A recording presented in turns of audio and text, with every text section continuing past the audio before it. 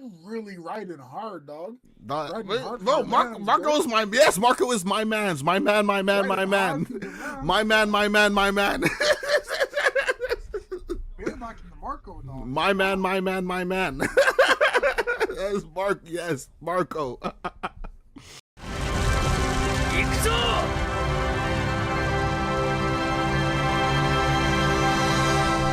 What's up, y'all? TCG here, back with another video. Today I got for you my EB02 speculative tier list. I have been spending the past week and a half to 2 weeks just testing green purple Luffy. I proxied the deck like the second I finished my store regional.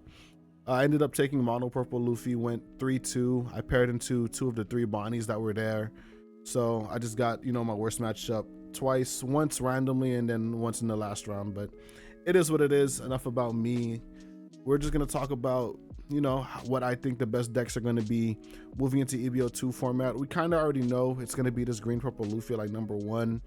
But my whole picking philosophy for this tier list is just going to be based upon, you know, green purple Luffy, what beats green purple Luffy, and then what beats the decks that beat green purple Luffy. And also just like random rogue, not rogue, but just other random decks that can exist in the format, that have a place in the format, you know. So we're gonna start it off. Green purple Luffy, an insanely strong leader.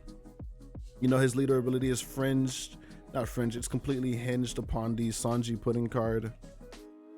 Completely entirely depend, like the entire game plan is reliant on this Sanji Pudding card, basically being able to enable your leader ability, making it so that you get 1 more Don back. It also draws you a card too, so chaining these can net you advantage. But just this leader being able to have, you know, 13, 14, 15 Don turns is super insane. It's reminiscent of RP Law, except it just doesn't have removal, right?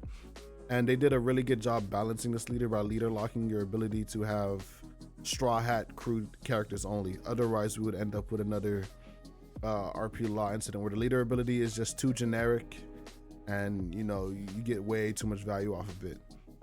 But yeah, the strength of this deck just really relies on it being able to play a lot of units, really tall units. Also the consistency and like your search options, and then being able to run cards like Gum Gum Giants, which there are a lot of giants in this game. Crazy, there are a lot of giants in this game.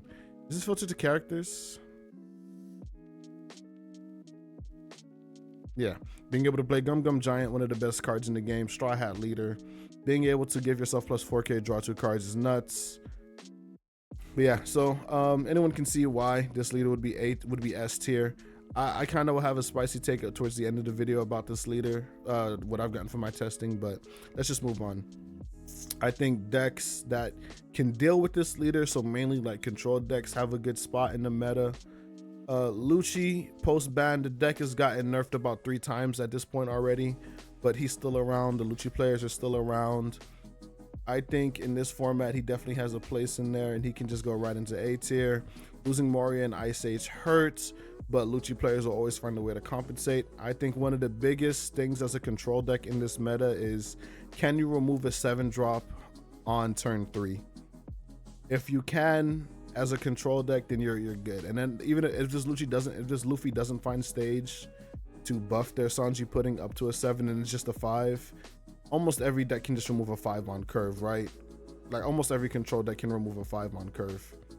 So, you know, Smoker, people were like hailing this leader as like the answer, but I was with Ice Age. Now without Ice Age, I don't think he's as flexible as Lucci when it comes to doing it, because Lucci already has a -1 without Dawn investment. Smoker, you have to invest a Dawn. I was working it out in my head the other day. For me to be able to remove a 7-drop as Smoker, let's say my opponent on their 3rd turn, they went first, they play Sanji Pudding, they had stage, that's 7. I'm going 2nd, I'm on 6 Dawn.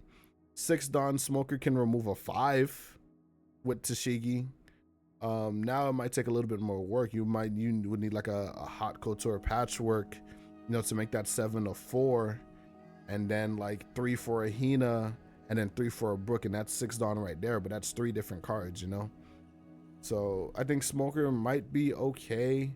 The more I talk about it, the more I talk through it, it's looking less and less convincing to me.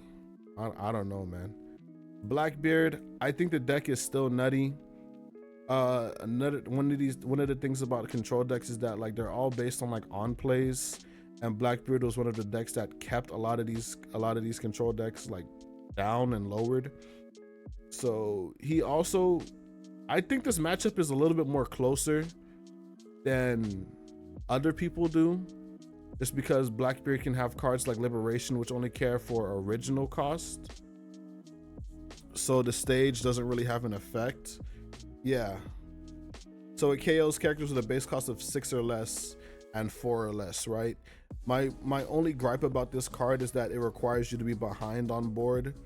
But if Purple Luffy plays a Searcher into a 3-drop or a 4-drop and then Sanji Pudding, or a unit after their Sanji Pudding, then the Blackbeard is only established 1 unit, then I think if you play into like having the Liberation game plan, you can like manage this and then really, you know, like hurt the Luffy. However, I don't think Liberation alone might be enough to skew the matchup into the favor. It's also a piloting gap too, because Blackbeard, I think a better Blackbeard, if they see the right pieces, than a better Green Purple Luffy, they might just come out on top more often than not.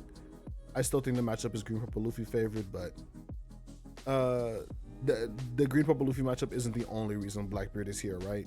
It's because he does so well into a lot of the other decks that I'm going to be putting up here.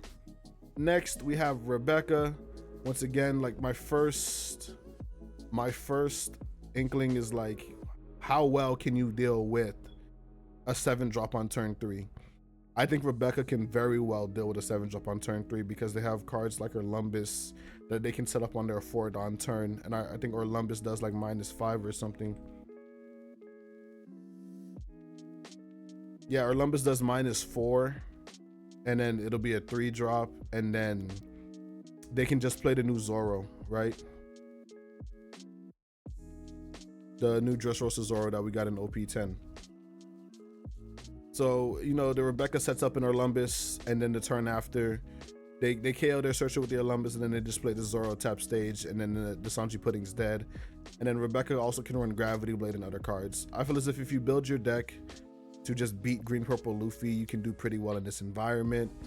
Rebecca and a Blackbeard, I feel as if this matchup shouldn't be unfavored.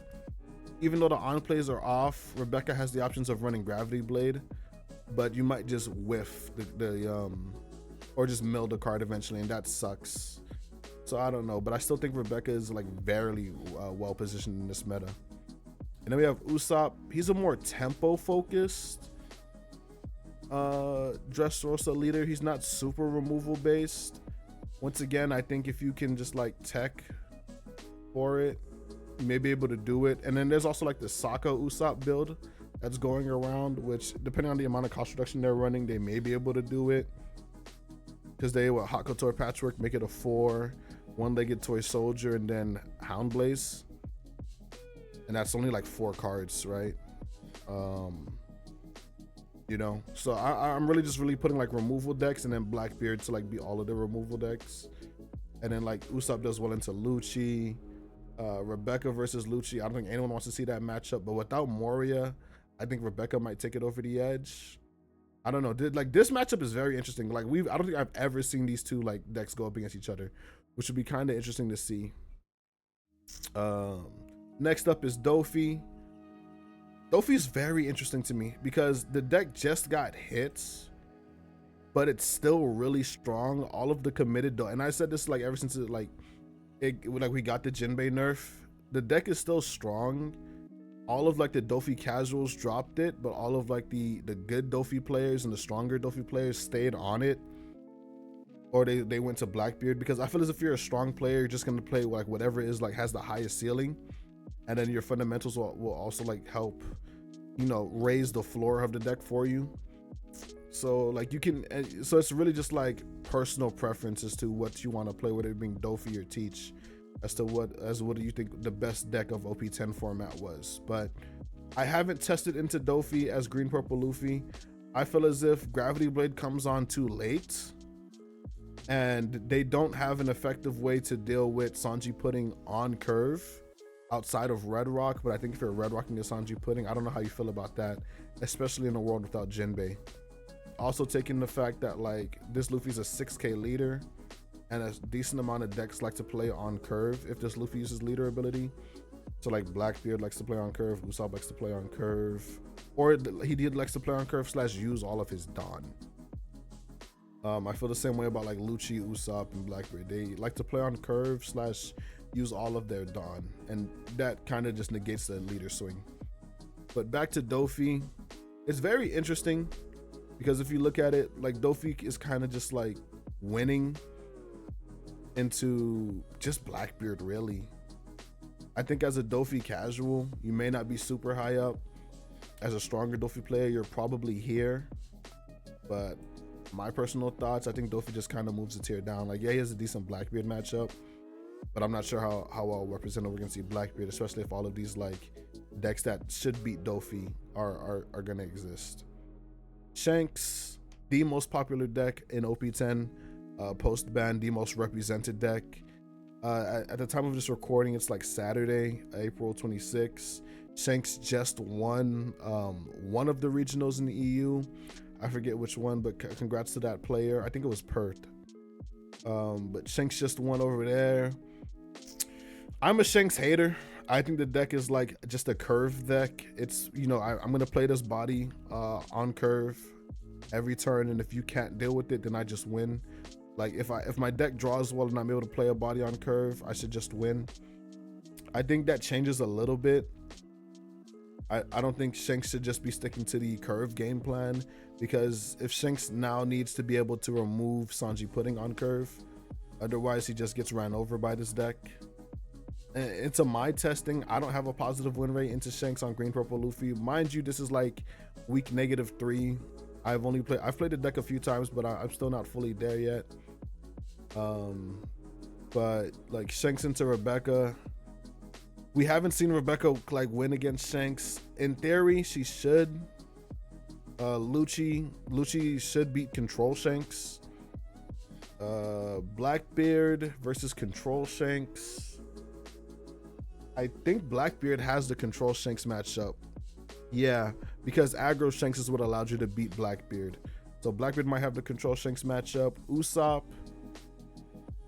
Oof, this is a weird matchup too. I'm not sure, because it was like Shanks would be favored in the Usopp, like current iteration Shanks would be favored in the Usopp, or some people are finding it, but I'm not too sure about that matchup. But Shanks has the results, he has the representation, you're gonna see it in bracket. Personally, from my experience, it's looking like if just Shanks can like just see the nuts and see like Divine Departure, Mulgun, or whatever, and kill that Sanji Pudding, it's doing pretty well. Just being like, because red removal is very strong at the moment, especially against Green Purple Luffy, just because the stage only increases cost, not power. So 7Ks usually were difficult to deal with in the past, but with cards like Divine Departure and Mulgun, killing a 7K on 6 Dawn is not impossible, especially if this Shanks plays 3-cost Sanji into Mulgun, or just a raw Divine Departure on their 6 Dawn turn. This also might be like very like coin flip dependent, right? Where maybe you want to take second and have the Shanks go first so that they have to see Sanji Mulgun. Or not even see Sanji Mulgun. Like they have to spend their 7 Dawn turn trying to remove your Sanji Pudding instead of them being able to remove it on turn if they were to go second, like on curve if they were to go second with Divine Departure. Very, very interesting times we're living in. I just have to test more, but this is like based off my personal experience, and this is all speculation. This is also like we haven't played the format yet. We haven't seen what's really going on. Anyway, Boa. I don't really have much faith in Boa. I kind of don't even know why she's up here. This just feels like a throwaway leader. She doesn't really get any new tools in EB. And yeah, I don't even know why she's up here.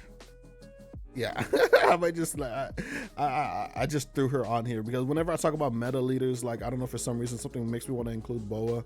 I could be wrong, but I just think that this leader just doesn't have enough going for her. Especially like she lost Jinbei, so she can't like Jinbei Law to remove early game threats. And Dofi, like if you like, it's always been, if you're gonna play this warlord leader, just play Dofi, right? Because Dofi can do everything that Boa does but better. And for some reason, even though she's a leader that draws, he will always just have hand advantage. So I don't know. Lim, I think Lim may drop down a little bit, primarily because she's like the strategy right now with Lim is just to play 2 5-drops a turn, and it's very difficult for a lot of decks to deal with 2 5-drops a turn. However, I feel as if the control decks like Lucci, maybe control Shanks, Rebecca, Smoker can deal with a 5-drop and then just trade into the other one. And then the thing about Lim is that if she wins that die roll, she's kind of like Pluffy, right? Where she's like one of the strongest decks in the game if she wins that die roll. But then if she loses that die roll, the game just becomes a little bit harder for her. And then if we can remove that 1-drop Lim early, then her game is kind of cooked. So I think she drops down because like right now in OP10 she's like here in A tier, with like Blackbeard being an S or whatever. Like Blackbeard, like this, like Blackbeard, hello? Like Blackbeard being up here, Dofi being up here, and then all these decks remaining like relatively the same for like OP10. But this is like, in my opinion, how it is right now. Bonnie, I think this deck is cracked. The only people who play Bonnie are Bonnie players. She's kind of like Enel back in the day, where like the only people who played Enel were like Enel players. After like Lucci became super popular. I haven't tested enough, but I kind of just feel like Bonnie's like a nutty leader. And then Carrot is an insane card. Carrot can kind of just freeze and stall out this green purple Luffy. If green purple Luffy isn't teching for 8-cost kid, then an 8-cost kid can just ruin this guy's day. Hearing all of this makes me want to put her up. The only reason I don't want to put her too far up is because of all of these control decks. Bonnie's like favored, and Bonnie versus Teach is like a skill matchup. I can't inherently say which one is favored, because some people say like Teach is favored into Bonnie. It's sort of like a trap, like a Genjutsu thing. Or I might be thinking of another matchup. Anyway, I think this is like a pilot gap matchup. Usopp versus Bonnie. It might be favored. I think it's Usopp favored. Shanks Bonnie. Red removal is strong. Bonnie doesn't like removal. Lucci's weaker, but it's still a removal deck into Bonnie. I don't know. It's just something that just can't make me count Bonnie out, even though she doesn't have the results. I think it's her lack of results that makes me want to put this here. And then seeing the leaders in like B tier. Oof. Smoker's just like this outlier for me. Because this leader is also like another like untested leader like right now. Because like, why play Smoker? We can just play Lucci. You know? This is very weird. I'm gonna save this towards like the end. That's spicy. Marco. I think Marco's here. I want to put him here because like his green purple Luffy matchup is insane. I think it's insane because this deck doesn't have a problem dealing with a 7k, right? On 6 Dawn, like on 6 Dawn, I use leader ability to make it a 5k, and then we could find something to remove that 5k body. Like if I forgot, I seen it was like they had like their 3-cost Robin from the new starter deck that KOs a 4k, because the OP01 Robin KOs a 3k. Yeah, so yeah, people are running this like this 3-cost Robin that KOs a 4k, and then they're also running Building Snake, and that's like an OP11. But like, I can't see why you can't run like Building Snake and stuff like that now. So if you know this Marco goes second, we stick this Robin, we play Building Snake or any of the 1k -3, and we don't even need to leader ability. That Sanji Pudding's just dying, you know. And then outside of that, Marco has like blue removal options and Gravity Blade to deal with Teach. The Shanks matchup, if you're on 9-drop Sanji, I think it's okay. The Lucci matchup, I always thought like Marco versus Lucci was very close, but Lucci had Moria, and that's what threw it over the edge. But now that like Moria isn't here anymore, I think that Marco is like can do pretty well into Lucci. I'll say be on the lookout for this deck. This Marco deck, I'm not a fan of the animal package. You can do you and run that. to help shore up your early game. But I think this is my personal bias. I think Marco is pretty well positioned in the upcoming format.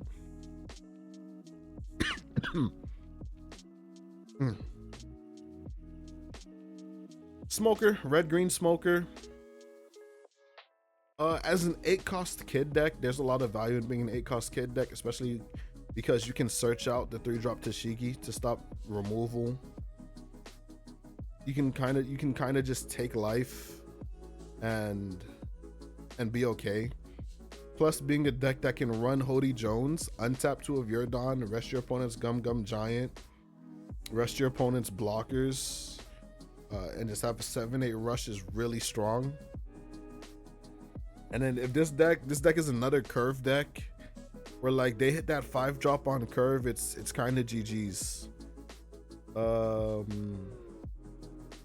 I think we also max out on Mulgun too, right?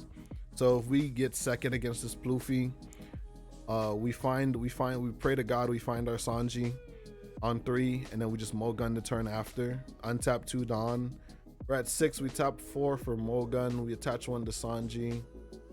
That's 5, we untap 2, we have 3 Don left. We could probably just swing 7, 8, or swing 7, 7 and like play a blocker or something. Smoker in the Blackbeard. I think it's Blackbeard favorite, especially because Smoker's like a 4-life leader. Hody Jones would be like one of the few cards that get you ahead in this matchup. Smoker can't really deal with Burgess, at least like coming to my mind. However, being able to search 5-drop Smoker is also paying dividends, so that's interesting. Usopp, I think Usopp might just take it because Smoker can't really match the tempo of Kyros, right? Like the Rebecca Kyros play.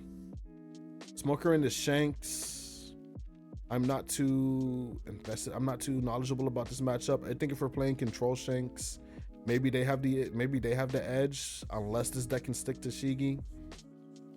Because Smoker's like a weird deck right now. They're like an 8-cost kid. They're like they're a weird deck right now. I don't really know how to categorize this leader.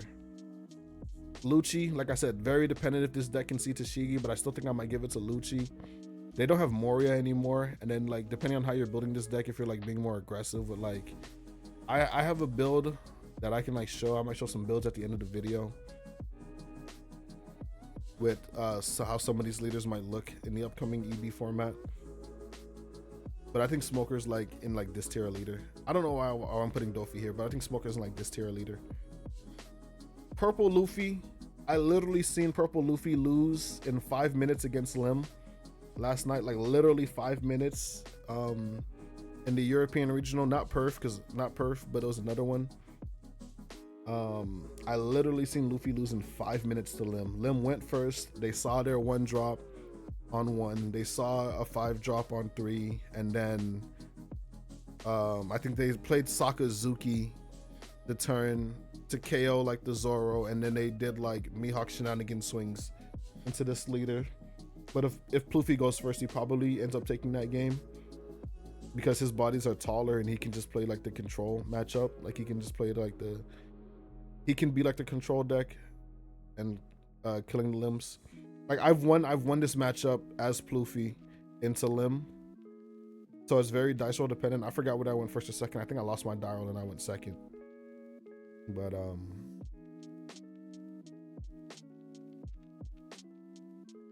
with these control decks going around, oof. So Pluffy and the Blackbeard, it like dice roll dependent, and then sometimes Blackbeard can just like pilot it well and gap the Pluffy. Usopp, this is a very interesting matchup. It might be Usopp favorite though. Shanks, Pluffy's like usually favored, but maybe control Shanks now ekes it out. Lucci, Pluffy wasn't really favored in the Lucci prior, but Lucci doesn't have Ice Edge anymore. It's kind of the same thing, right? Can we remove the 7-drop on turn 3, which as Lucci we can. Rebecca has 5 life, and she can remove bodies. Marco, this matchup was always hard for Marco. Hearing this, I think we can move Pluffy to A tier. like somewhere like right here. I think we can move Luffy to A tier. Like me moving Luffy to A tier kind of makes me think like, why not move Lim? Luffy's bodies are taller, in my opinion, right? And then he can. Boy, this is weird, man. But yeah, I think, and also he has access to Gum Gum Giant, right? Yeah, we forgot. He can just like live. Luffy can just like live your lethal swings and then kill you on a crackback if you don't control his board. So yeah, I'm comfortable with Luffy being here. Reiju. Reiju just got like top 32 in one of the regionals today. She's been topping consistently ever post ban. There's a lot of dedicated Reiju players who will see success just because they're comfortable on the deck. They know their matchups really well. This isn't a pick for like the general public. This is the pick for like the Reiju enthusiasts, the Germa soldiers out there. So shout out to y'all. You guys alone are carrying the Reiju banner. We appreciate you. So I don't think the deck is like super strong. It's just that the players who play the deck are strong with the deck, you know? And I think that alone is enough for it to be, you know, a valid pick. Like if you're a Reiju player, you've been playing Reiju for a while, you know how your matchup spreads go, I think you'll have a good time. Unfortunately, the 4-cost event that they printed in EB is garbage because it doesn't really do much for you. It pitches a baby from your hand, and then it checks your Dawn, and then it plays the adult version from your trash. So this is like a pseudo baby, but my opinion is just like, why aren't we just playing the baby from hand? Right? Because if it has to be the same name requirement as the one you pitched, why aren't we just playing the baby from hand? And if it's not a board space issue either, because we're still gonna play a unit to replace another unit. So I don't know why this card exists. Because if you have the baby in hand and then the adult in trash, why are you just pitching the baby and going -2? And then you're not even drawing with leader ability. I guess like, okay, I kind of get it. It's so you don't have to like neg another Dawn to keep you on curve. So that's the application there. That's the plus side of this card. You just don't have to neg a Dawn playing the baby if you've already like negged the Dawn this turn, right? Okay, yeah, sure.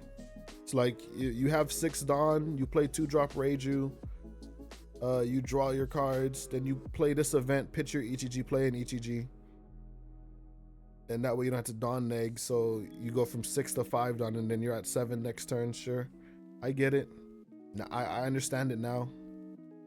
Anyway, enough yapping about card design.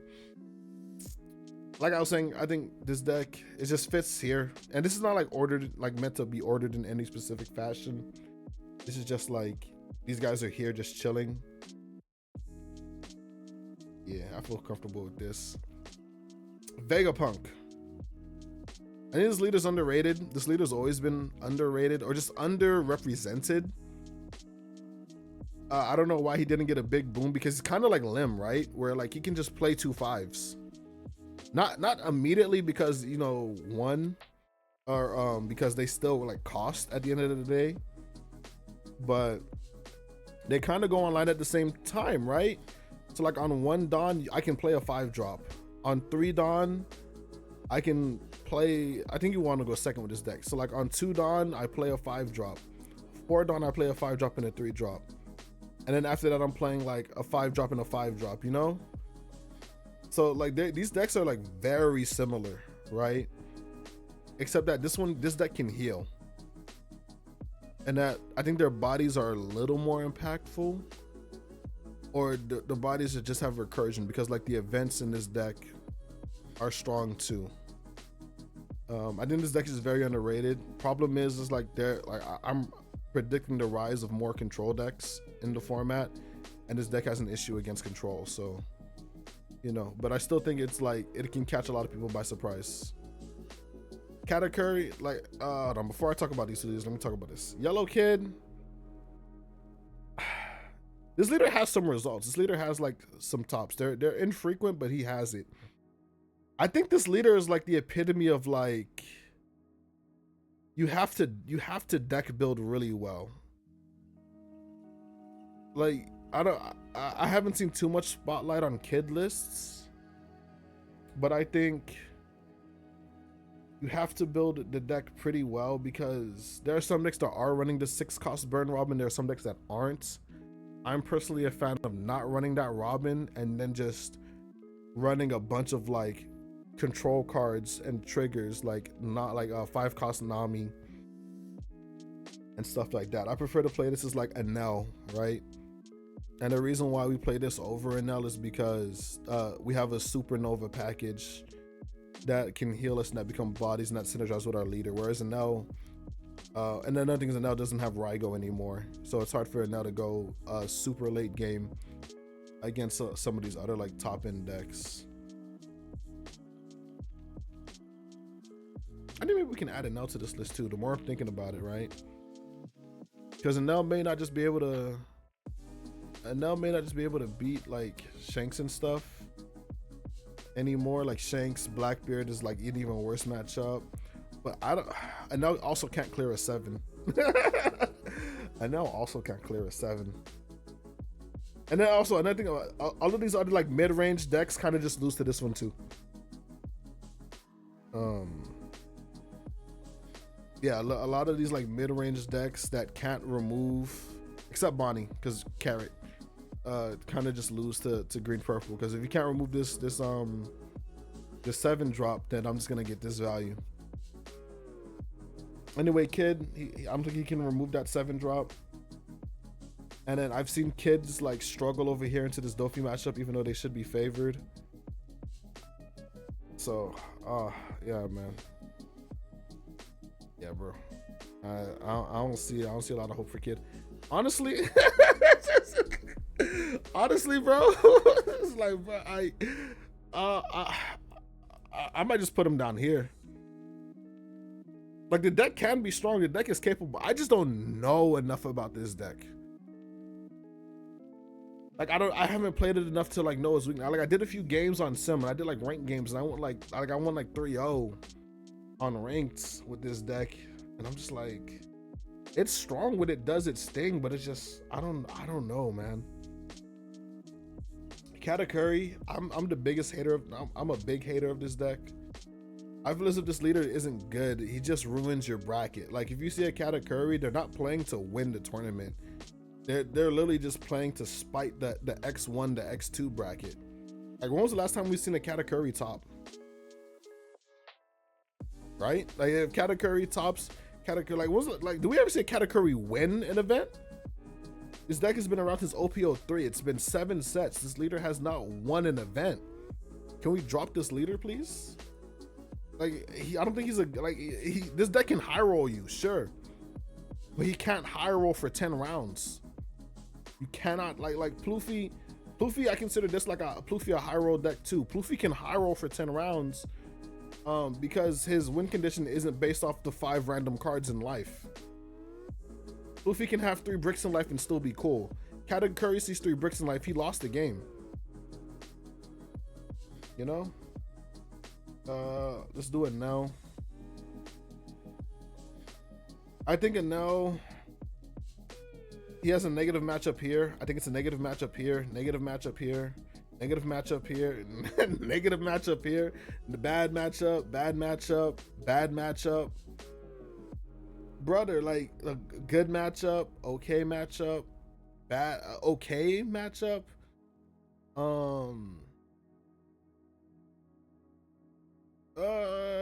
I think he can get ran over by Reiju. Without Reiju, he just loses now. Like, even then, like, playing Reiju was difficult. We do get that new 10 cost and Nell card though. So he has his own top end that like heals as well, and this is like a 10-12. But like, it's just like another body. I'm putting a Nell like down here as well. Like, we just don't have any good yellow leaders right now. I don't know. Like, it's just not looking up for it now, because when people saw this card, we're like a Nell BDIF, a Nell best deck in format. But then the set came out, and then we saw the real BDIF, and we're like, oh, Yeah. Because you kind of just get too far behind for this card to matter. But I haven't tested it enough to really say. But this is just like how I'm feeling right now. Ace, I was asked by a good friend of mine to put Ace in. The theory is that Flame Emperor is just a nutty card. My argument against this is just like, why aren't I just playing Divine Departure? And then their argument was like, Divine Departure doesn't give you double attack. And I'm like, fair. We saw with Usopp, running the King Kong guns can really help put you over the edge. The difference is King Kong guns cost 3 and they give an attack steroid, right? Like, I think Flame Emperor gives an attack steroid as well. Yeah, plus 3k. Kills a unit and gives double attack. It's kind of at odds with itself, right? Because it removes the body. Well, it can remove a blocker and do all of that stuff. I think maybe we can experiment. We can kind of cook with this leader, where maybe we run like a red hair package, but red hair doesn't have good events. Like, the only event we mainly be interested in would be like Divine Departure. And if we're doing that, we just like run buggy searchers and other stuff. Ace might be able to take advantage of running the 2-cost event. I think he's an unknown quantity.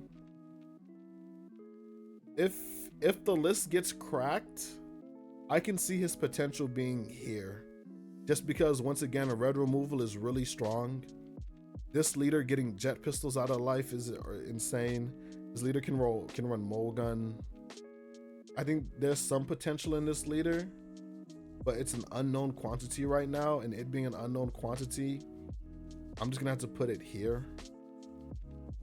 Like, Boa's here because we just know she's like just bad, and she doesn't like do much that like other leaders can just do better.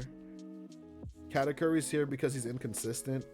I know it's here because he's like a known unknown, meaning we know what he can do, but we just don't know if he can keep doing it, or like what's his game plan look like now. Captain Eustace, Captain Kid, I don't know why this leader has trouble. I haven't done enough practicing in him, so I'm sorry I can't offer more insight. This is because he has the potential to do good things, but somebody just needs to crack the list. When this leader had Ice Age, it could compete because it could remove that Luffy on 6 Dawn. Now, or the Sanji putting on 6 Dawn, now without Ice Age, he struggles a lot more. And if you're just gonna play a control deck, just play Lucci, right? Smoker, I don't know how to categorize this deck. If they can just do good things with the leader ability. They're just like a very like flexible leader. I feel as if they can just like do a lot of things at once. They're kind of a jack of all trades leader. And like, I think this also might be like a very like pilot gap leader too. Like, if you see certain pieces and know how to make the most of them on certain turns, you can pilot gap your opponents. So I think that enough is like good for Smoker. Bonnie, I feel as if, is another pilot gap leader, because if your control opponent doesn't necessarily know how to deal with you, then you can just take over the game and play your top end and kill your opponents, right? Bonnie's just like Shanks, where it's just, I'm just gonna slow the game down, play my top end, and that should be enough for me to win. And these are like the aggressive decks. One more like honorable mention, I think, is another deck that like can do a lot that I haven't talked about, is like Calgara, where he's like this style of deck. He's like a flood. He's another flood board aggro deck, which with the nerf of control, the flood board decks have gotten super strong. So I'm putting him in like a similar tier as like Vegapunk and Lim and Dofi. Problem is he doesn't have removal. However, test this card. Test this card. I think if Calgara finds a way to slot this card in, If we can find space for Burn Blade, so we can deal with the Sanji putting on curve. If we're on 6 Dawn, we play our 6/8 Calgara, and then we attach 1 to our leader, swing 6 to the Luffy, play our Calgara, and then play Burn Blade. So we establish the 6/8, and then we KO Sanji pudding. And then like if these other control decks can't keep up, like we hit Om Holy, like 6/8 Calgara, Nolan, and these control decks can't keep up, we're in a good spot. So that's like the ideology behind a lot of these flood board decks, right?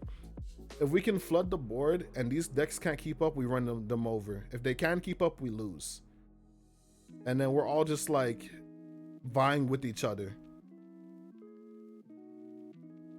Like what separates like this deck from these decks is the fact that it cheats Dawn, and that it buffs leader, and that it has access to Giant, right? This leader does a lot of that things as well. It cheats Dawn, it floods the board, it has access to Giant, but it can't really utilize like the insane like Sanji pudding, and it also is like not a 6K leader as well. And then A tier, control decks, and then Blackbeard, because it's a consistent deck that can just stun out control decks, as well as like pilot gap some of these flood board decks. And then it shuts out a lot of the other decks too. Like this is a floodgate leader, so that's innately strong. And then green purple Luffy. Now my hot take that I'm gonna say at the end of the video, a little bit blasphemous. Maybe this is just because I'm not the most experienced green purple Luffy player, but right now, especially post ban, I don't feel as if this leader is like that insane. He's strong for sure if Sanji pudding sticks. If this leader sticks Sanji pudding, yeah, S tier, right? Like I'm just gonna run you over. If they don't stick Sanji pudding, you know, it's whoever is the main character of the day, right? But yeah, I think I'm gonna end it here. This is kind of how I feel about it. Like there's just a lot of like viable decks, and I think this is what I like about One Piece right now. So a lot of people don't like that it's like a jungle meta, and that, you know, if your deck just is like monkey go face, right, you can just win. However, I feel it's like if you want to take the time and play a quote unquote skillful deck with like play a control deck or something like that, what's stopping you, right? Like your bad matchup being like Teach or whatever. If you're that, and this is where I'm gonna get spicy, if you're that as skilled of a pilot as you say you are, shouldn't you just be able to beat a lot of these jungle, like these just random decks? I understand you can get high rolled, but like you can get high rolled in a triangle meta, right? Anyway, that's gonna be it for me here. Let me know what you guys think about this tier list in the comments below. Once again, I'm DarkShowTCG. My next videos are gonna be primarily EB02 focused. I'm gonna be cooking up some of these leaders. I'm kind of excited to cook Calgara with this Burn Blade and see how it fares and see what else I can tech this deck out with. And then this deck can also run 10 Costanel because he's a Sky Island leader, and that can just heal you. But yeah, no, I got a lot of testing I want to do. Anyway, peace, y'all.